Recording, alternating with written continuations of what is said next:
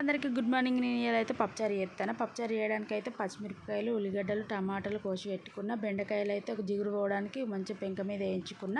అన్ని రెడీ పెట్టుకున్న తర్వాత మంచి గుండ్రటి బగోని తీసుకొని కావాల్సినంత నూనె పోసుకున్న. నూనె వేడైన తర్వాత దీంట్లో అయితే పోపు దినుసులు వేసుకోవాలి. జీలకర్ర, ఆవాలు వేసుకోవాలి. ఇక చూడురి కూరగాయలు అయితే అన్ని కట్ చేసి పెట్టుకున్న. కందిపప్పు ఉడకబెట్టుకొని నేనైతే ఇంకా రోకట్లు దంచుకున్న. మంచిగా మెత్తగా అవుతుంది. ఇంట్లో రోకలు బండి ఉంటుంది, దాంట్లో అయితే దంచుకొని పెట్టుకున్న. అన్ని రెడీ పెట్టుకుంటే కూర అయితే తొందర అవుతుంది కదా. నేనైతే అన్ని రెడీ పెట్టుకుని పోపు దినుసులు అయితే నూనెలో వేసుకున్నా. అవి అయితే మంచిగా అయిపోయినాయి. అవి అయిపోయిన తర్వాత ఉల్లిగడ్డలు వేసుకున్నా. ఉల్లిగడ్డలు అయితే 2 కోసుకున్నా. మీరైతే కావాల్సిన అన్ని కోసుకోవచ్చు. నేనైతే 2 కోసుకున్నా.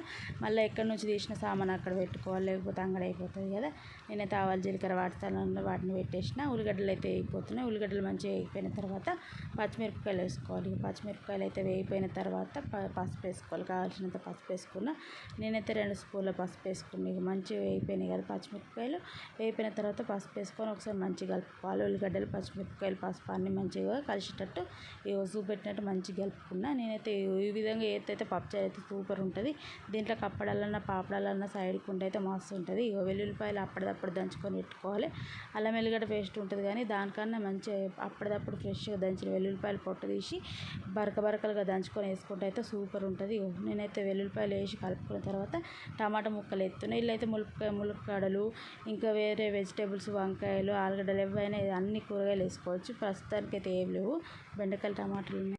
ఇవి 2 మాత్రం ఉన్నాయని వీటి వేసుకొని చేసుకుంటాను. ఇవి వేసి మంచిగా కూరగాయలు మంచిగా వేగిన తర్వాత పప్పు వేసుకుంటున్నాను. ఉడకబెట్టిన కందిపప్పు ఒక ప్లేట్లోకి తీసుకున్నాం కదా, దాన్ని వేసుకొని మంచిగా కలుపుకొని ఒక 5 నిమిషాలు పప్పును వాటిని కూరగాయలను మంచిగా వేగనియాలి.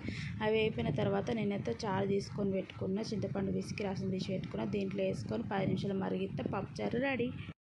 ఇక పప్పుచారు అయితే రెడీ అయింది. 10 నిమిషాలు మరిగిన తర్వాత ఉప్పు వేసుకొని మర్చిపోయినా. ఉప్పు వేసుకొని మంచిగా మరగాలి.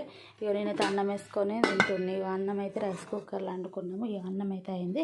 ఇక పప్పుచారు చూడు దగ్గరికి చిక్క ఎంత మంచిగా మరిగిందో. మంచిగా ఉంది. వేడి అన్నంలో అయితే సూపర్ ఉంటుంది. ఒత్తు కలుపుకొని తింటేనే మంచిగా ఉంటుంది పప్పుచారు. పలసగా కలుపుకొని తినడం కన్నా. ఇదైతే ఈరోజు మార్నింగ్.